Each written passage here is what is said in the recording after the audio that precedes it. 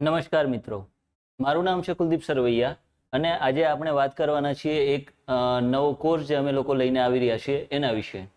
તો હાલમાં અમે આ ભાષા માટેના જે કંઈ મેઇન્સ એક્ઝામ્સની અંદર જે કંઈ ભાષાના પેપર્સ હોય છે ગુજરાતી અને ઇંગ્લિશ એની માટેનો કોર્સ લઈને આવી રહ્યા છીએ, જેની અંદર ખાસ કરીને ઇંગ્લિશ જે પેપર હોય છે એ ઘણા બધા વિદ્યાર્થીઓ માટે એક થોડું હેડેક સમાન હોય છે, કારણ કે ઇંગ્લિશ જે છે આપણે ગુજરાતીઓ માટેની કેવું છે, થર્ડ લેંગ્વેજ છે કે પહેલાં આપણે જે છે એ ગુજરાતી બોલતા હોઈએ છીએ આપણી માતૃભાષા તરીકે. ત્યારબાદ આપણે હિન્દીને પ્રેફર કરીએ છીએ કેમ કે સોર્ટ ઓફ નેશનલ લેંગ્વેજ કહી શકાય એ પ્રકારની છે, અને ત્યારબાદ એઝ અ થર્ડ લેંગ્વેજ આપણે ઇંગ્લિશનો ઉપયોગ કરતા હોઈએ છીએ. હવે ઇંગ્લિશની અંદર પણ જે આપણું સ્કૂલિંગ દરમિયાન જે કંઈ આપણે ઇંગ્લિશ શીખ્યા છીએ એના વિશેનું આપણને જ્ઞાન હોય છે, પણ જ્યારે કોમ્પિટિટિવ એક્ઝામ્સ આ પ્રકારની ગવર્મેન્ટ એક્ઝામ્સ વગેરે આપણે આપવાનું હોય છે ત્યારે ઘણા લોકો ગભરાતા હોય છે અને એના લીધે ક્યાંક ને ક્યાંક માર્ક્સ પણ એમને એમાં ઓછા આવતા હોય છે. અને ભાષાનું પેપરની જ્યારે વાત કરીએ તો કોઈ પણ પરીક્ષાર્થી જે હોય છે એ જ્યારે તૈયારી કરવા બેસે તો જીએસ ઉપર એટલું બધું ફોકસ કરતા હોય છે લોકો કે ભાષાના પેપરને એટલો ન્યાય નથી આપતા. જ્યારે તમે સ્કોરની જો વાત કરશો તો તમને જાણવા મળશે, તમે જૂના પેપર્સ વગેરે કોઈ ટોપર્સના એના ચેક કરશો તો જીએસના પેપર્સની અંદર માર્ક્સનો જે ગેપ હોય ને એ એટલો બધો નહીં હોય જેટલો ભાષાના પેપર અને એસેના પેપરમાં જોવા મળે છે.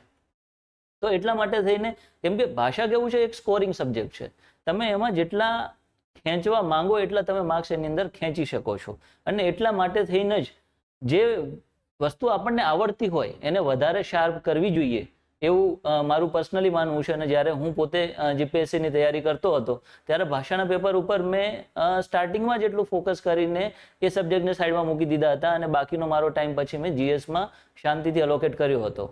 તો એટલા માટે થઈને ભાષાનું જે જ્ઞાન છે અને ભાષાનું જે એક પ્રોપર ફોર્મેટ વગેરે છે એ જાણવું ખૂબ જ જરૂરી બની રહે છે. અને જ્યારે ફાઇનલ મેરિટ લિસ્ટ આવશે એમાં તમારા જે માર્ક્સ હશે ભાષાના પેપરના એ તમને મેરિટમાં આગળ કે પાછળ ધકેલવામાં બહુ મોટો યોગદાન ભજવશે. તો સૌ પ્રથમ જો ભાષાની વાત કરીએ આપણે ભાષાના પેપરની, તો ઇંગ્લિશ જે છે, ઇંગ્લિશ મેઇન્સની અંદર અલગ અલગ એક્ઝામ્સ જેમ કે જીપીએસસી 1-2નું જે હમણાં હાલમાં જે રિઝલ્ટ આવ્યું છે એની અંદર ખાસા એવી સંખ્યામાં વિદ્યાર્થીઓ જે છે એમને પાસ કરવામાં આવ્યા છે. તો જે કંઈ વિદ્યાર્થીઓ આ જીપીએસસી ક્લાસ 1-2ની પ્રિલિમ્સ પાસ કરી છે એ તમામને કોંગ્રેચ્યુલેશન્સ. અને જે કંઈ વિદ્યાર્થીઓ જેમણે ડીવાયએસઓની પ્રિલિમ્સ પાસ કરી છે એ લોકોને પણ કોંગ્રેચ્યુલેશન્સ. ડીવાયએસઓની એક્ઝામ જે મેઇન્સ છે એમાં બહુ વધારે દિવસો બાકી નથી, પણ જીપીએસસી ક્લાસ 1-2ની એક્ઝામમાં ખાસા એવા હજી 2 મહિના જેવો સમય છે આપણી જોડે.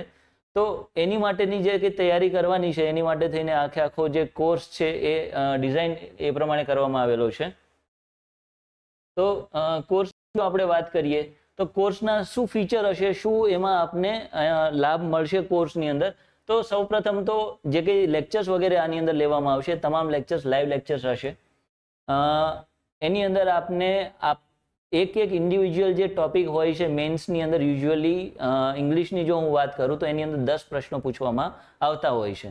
એમાંથી 9 પ્રશ્નો ડિસ્ક્રિપ્ટિવ હોય છે, 10મો પ્રશ્ન જે છે એ ગ્રામરનો હોય છે. હવે દરેક પ્રશ્નના અલગ અલગ માર્ક્સ હોય છે, જેમ કે એસે હોય તો 20 માર્કનો થઈ ગયો, લેટર 15 માર્ક્સનો હોય છે, આઈ ગેસ 15 કે 10 માર્કનો હોય છે. એ પ્રમાણે અલગ અલગ જે કંઈ પ્રશ્નો છે દરેકનું અલગ અલગ વેટેજ હોય છે. દરેક પ્રશ્નનું એક લખવાની અલગ સ્ટાઇલ હોય છે. એ તમામ વસ્તુઓ આપણે જ્યારે આ લાઈવ લેક્ચર્સ ને એ બધું કન્ડક્ટ કરીશું એની અંદર આપને એ અંદર શું લખવું, કેટલું લખવું, કઈ રીતે લખવું, કયું કન્ટેન્ટ એડ કરવું કયા પ્રશ્નમાં કઈ વસ્તુ તમારે એડ નથી કરવાની, એ તમામ ઝીણી જે કંઈ બાબતો છે એ આપણે લાઈવ લેક્ચર્સની અંદર આવરી લેવાના છીએ. ત્યાર પછી જે આવશે એ આવશે ટાસ્ક બેઝડ એક્ટિવિટી. માની લો કે આજે આપણે એક લેક્ચર લીધો છે જેની અંદર આપણે એસે વિશે જાણકારી તમને મેં આપી છે. ત્યારબાદ જેવો લેક્ચર પૂરો થશે, લેક્ચરના અંતમાં આપ લોકોને 1 અથવા તો 2 ટોપિક આપવામાં આવશે જેના ઉપર આપને એસે અથવા તો પત્ર લેખન મતલબ લેટર રાઇટિંગ જે પણ આપણે ટોપિક સમજાવેલો છે એ ટોપિકનો તમને એક હોમવર્કમાં એક ક્વેશ્ચન આપવામાં આવશે.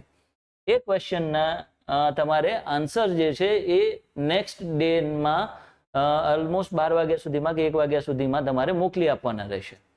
એ જે ટાઈમ ડ્યુરેશનમાં તમારા જે લોકોના આન્સર્સ આવશે એ આન્સર્સને પછી રિવ્યૂ કરવામાં આવશે અને નેક્સ્ટ જે લેક્ચર લેવામાં આવશે એની અંદર આપની જે ઓળખ છે એ ક્ષતિ ન થાય અને તમામ લોકોને અલગ બીજા લોકોએ કરેલી ભૂલો એમને ખબરમાં પડે, આપે કરેલી ભૂલ અન્ય લોકોને ખબર પડે, એ પ્રમાણે તમારું જે ભૂલો કરવાની જે કંઈ અલગ અલગ સ્ટાઇલ છે એને મિનિમાઇઝ કરીને સાચી મેથડ કઈ રીતે ઇમ્પ્લિમેન્ટ કરવી એના બાબતે આપણે એક ડિટેલ રિવ્યુ આન્સરનો પણ લેક્ચર ગોઠવીશું.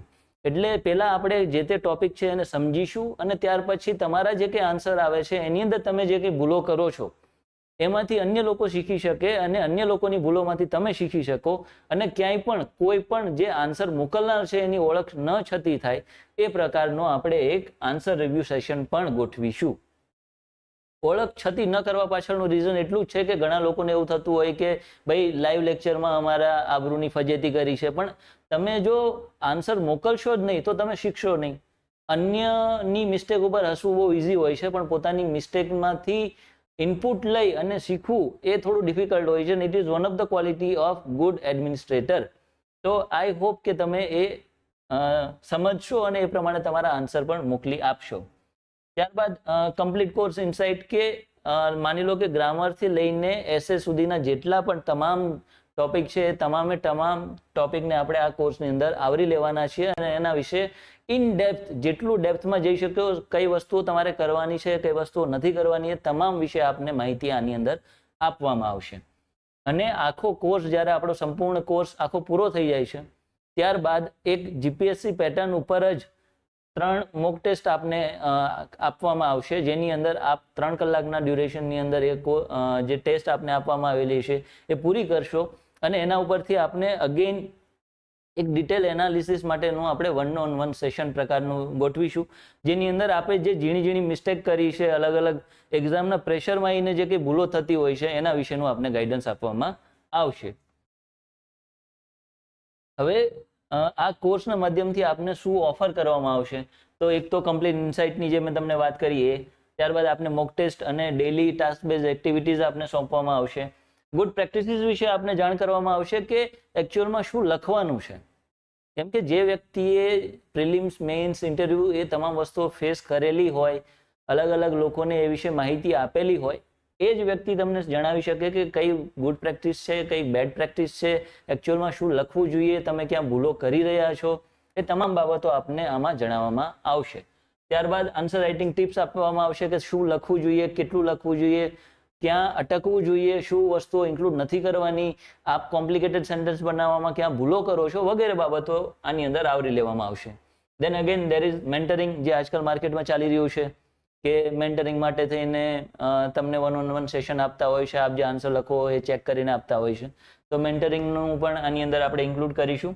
અને પર્સનલ એક્સપિરિયન્સ એક આપને પ્રોવાઈડ કરવામાં આવશે, કેમ કે આપ લોકો જે કંઈ આન્સર મોકલશો એ તમામ આન્સર ચેક કરીને એના ઉપર ડિટેલમાં એનાલિસિસ કરી આપને એનો ફીડબેક આપવામાં આવશે. તો આ જે તમામ સંપૂર્ણ કોર્સ જે છે એ આ QR કોડ આપ જો મતલબ મોટી સ્ક્રીન ઉપર જોઈ રહ્યા હોય આ વિડીયોને, તો QR કોડ જે સ્કેન કરીને એજ્યુવિસ્ટા એકેડમી કરીને એપ્લિકેશન છે અમારી, એ ડાઉનલોડ કરીને એમાં તમે જોઈન કરી શકો છો.